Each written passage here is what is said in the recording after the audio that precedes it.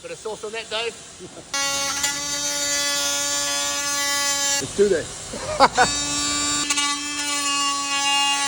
Alrighty, welcome back to the show. So today we have the 18 volt Oscillating Multi-Tool from DeWalt. It's quite nice, brand new, out of the box, very nice.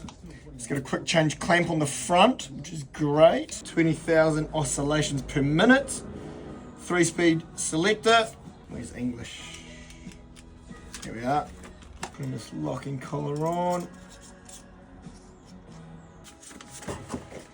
That's pretty handy. 3-year guarantee. Also part of the DeWalt XR system. So you got 250 other tools you can use your battery with. All right. Put this in here. Some of these.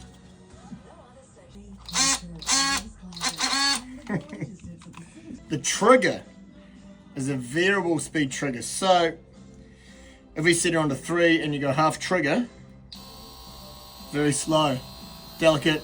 If you want to be real precise, and then you can give it full speed. And we have the LED down there as well, which is great.